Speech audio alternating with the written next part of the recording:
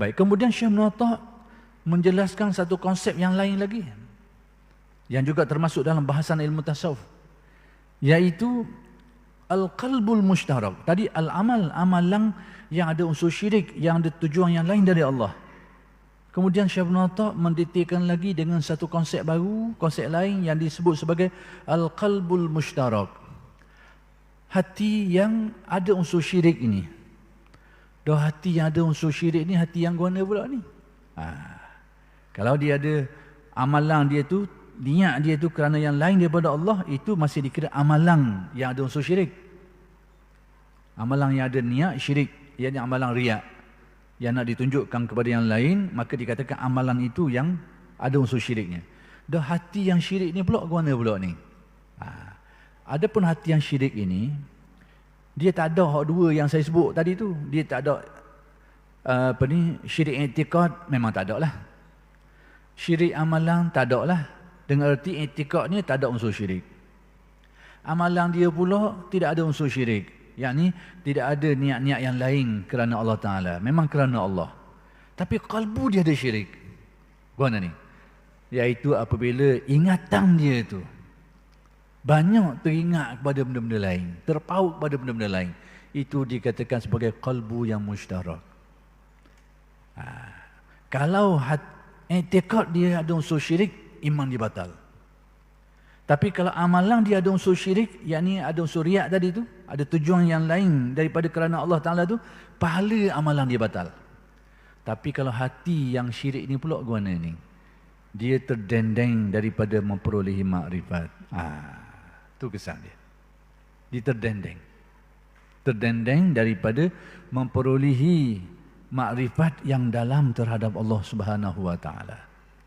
Jadi demikianlah Syekh Ibn Atta' nak menjelaskan kepada kita. Sebab tu Syekh Ibn Atta' kata al-amalul mushtarak, amalan yang ada unsur syirik, yakni dengan erti amalan yang riak, amalan yang dilakukan tujuannya bukan kerana Allah, maka kesan dia, pahala, ganjaran amal itu tertolak, tidak diterima oleh Allah.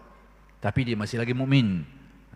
Bukan berarti batal iman dia, masih lagi mukmin. Kerana syirik ini bukan syirik i'tiqad, syirik pada tujuan amal.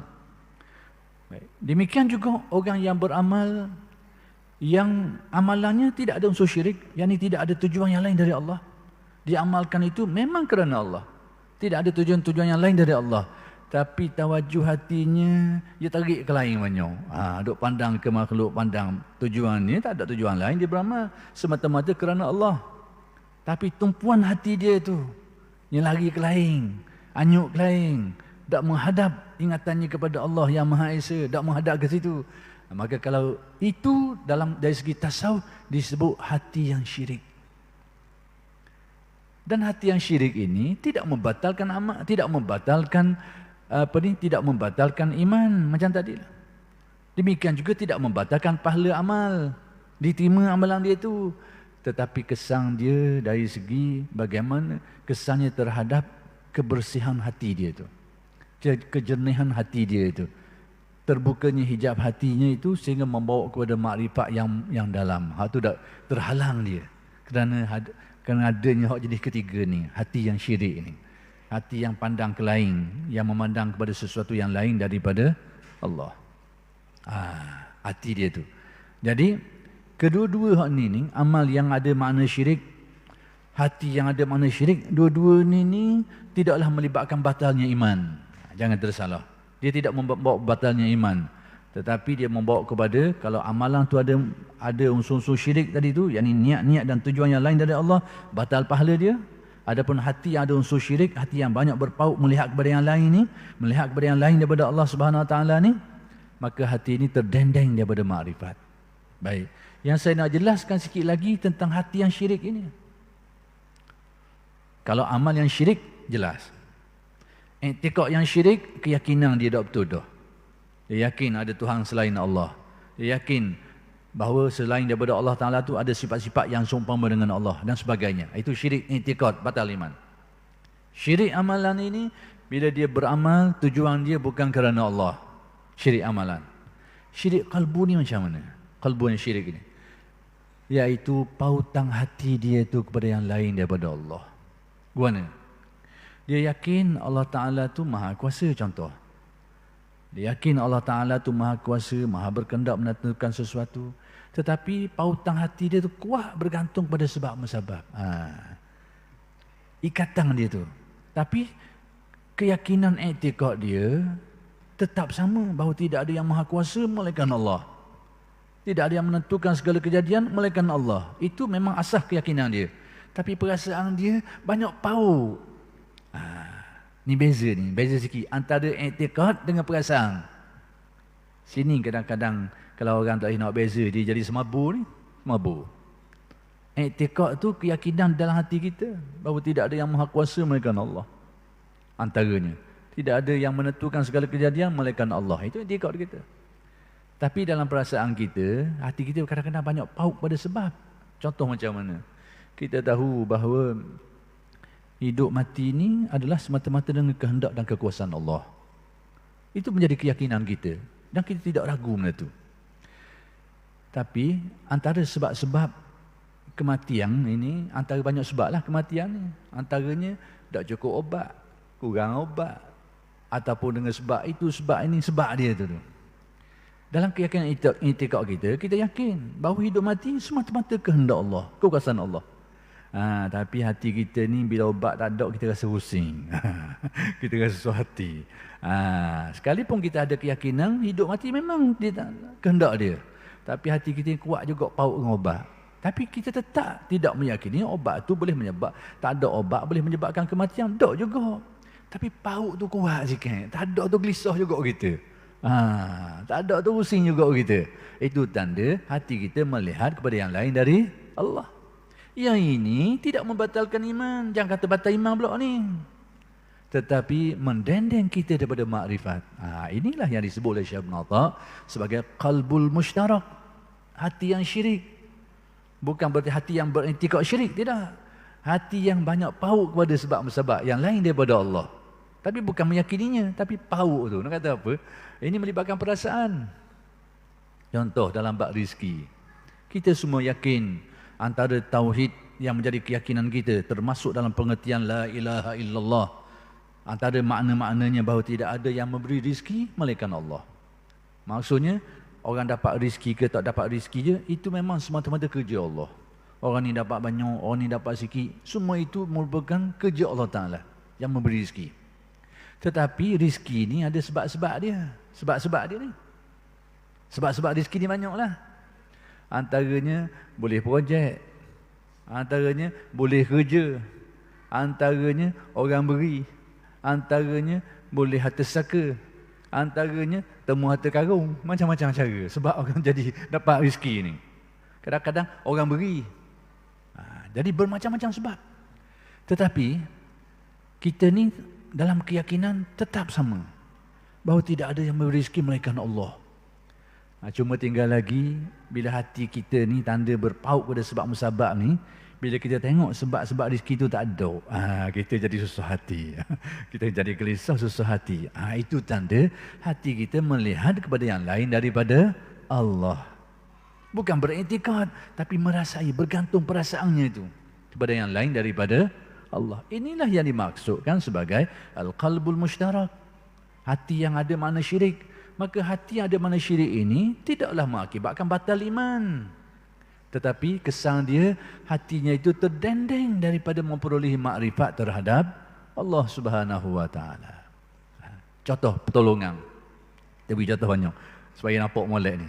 Saya takut orang langkau sepadang ini, 3 sepadang dekat-dekat ni. I'tiqad syirik, amalan syirik dengan hati yang syirik ni. Kita takut orang langkau sepadang, akhir sekali dia jadi ragu. Nabi mengatakan diri sendiri. Allah dia fikir mana ni, aku bila tak ada rezeki ni susah hati ni, syirik dah aku padang dah batal iman. Kita takut dia terbabah kita situ. Akhir sekali dia ragu terhadap iman dia sendiri. Ini berbahaya. Seseorang mukmin yang ragu terhadap keyakinan dia sendiri, itu berbahaya. Sebab itu jangan membawa sesuatu yang boleh menyebabkan orang ragu terhadap keyakinan dia sendiri. Mu jaga-jaga mu ni, mu tak pernah betul ni. Akhir-akhir orang takut dan dia ragu terhadap iman dia sendiri. Jangan. Berbahaya. Membawa orang menjadi ragu terhadap keyakinan dia sendiri. Kalau tak betul pun ajar dia supaya hak betulnya guna. Jangan kata padamu ni. I'tiqad umum ni tak berkenal. Kali orang tu takut, dia sendiri ragu, tak ada keyakinan dia sendiri. Tutup lubang ini. Berbahaya. Jadi sekarang contoh yang lain, pertolongan. Kita yakin dalam keyakinan tauhid kita, termasuk dalam pengertian kalimat tauhid la ilaha illallah, bahawa tidak ada yang menolong melainkan Allah. Termasuk dalam al-asma'ul husna, yakni sebahagian dari perbuatan Allah. Kalau kita klasifikasi dia, benda tu duduk bawah perbuatan Allah, menolong ni. Tapi semua itu dia akan pergi di bawah kudrat dan iradat dia lah. Tapi dari segi pembahagian tauhid, dia letak bawah tauhid af'al, mengesahkan Allah pada perbuatannya, iaitu menolong hamba-hambanya.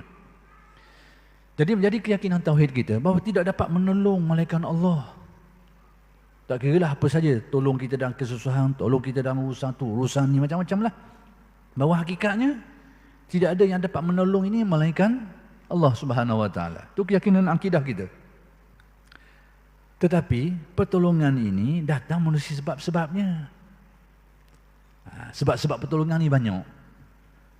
Macam kita nak lemah. Kita tahu yang dapat menyelamatkan kita daripada mati lemah ni, ataupun daripada binatang buah ni, semata-mata Allah. Tapi sebab-sebabnya ada. Bila orang nak lemah ni, sebabnya apa benda? Kita panggil orang, orang dengar. Tolong, tolong, orang dengar. Lepas tu orang mari tolong kita. Itu sebab kepada selamatnya dia. Sebab kepada pertolongan, sehingga dia selamat daripada mati lemas.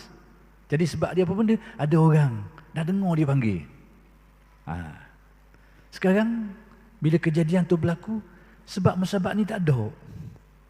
Seorang diri nak lemah ni, mana ni? Dalam keyakinan tauhidnya tetap sama. Tak ragu bahawa tidak ada yang dapat memberi pertolongan melainkan Allah. Tauhidnya. Itu termasuk dalam huraian kalimah la ilaha illallah.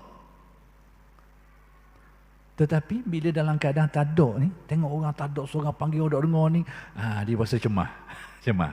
Itu maksudnya hatinya melihat kepada yang lain daripada Allah. Itulah maksudnya hatinya itu qalbul mushtarak, hati yang ada makna syirik. Tapi yang ini tidak membatalkan iman.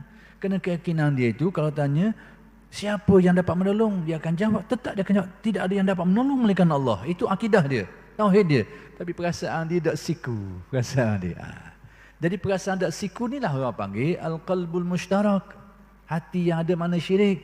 Yang ini tak membatalkan akidah dia, tetapi mendendeng dirinya daripada makrifat terhadap Allah. Biar faham. Jadi kita kesimpulan mudahnya, apa yang Syekh Ibn Atta' nak beritahu kita pada malam ini, bahawa pertama sekali Allah Ta'ala tak suka kepada amalan yang ada unsur syirik. Amalan apa yang ada unsur syirik? Amalan yang dibuat kerana tujuan-tujuan yang lain, tidak kerana Allah Ta'ala. Bila Allah Ta'ala tak suka, apa kesan amalan seperti ini, maka tidak diterima oleh Allah, tertolak. Bukan batalnya iman. Demikian juga yang kedua, kata Syekh Ibn Atta', Allah Ta'ala tidak suka kepada hati yang syirik. Hati yang syirik, hati yang bagaimana?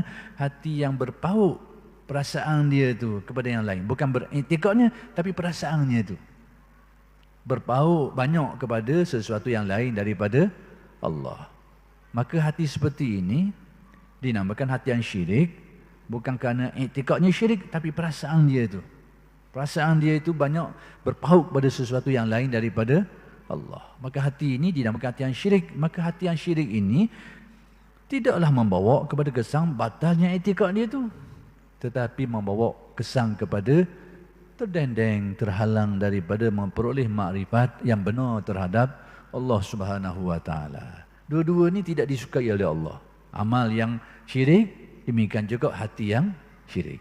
Jadi kita kena faham molek, terutamanya hati yang syirik ini. Kalau tak faham molek kau, akhir sekali kita keliru. Bila kita keliru, kita akan menyangka ataupun beranggapan kita ni sentiasa berada dalam kesyirikan semua, batal iman semua. Dan ini adalah perkara tidak baik dalam keimanan dan keyakinan seseorang.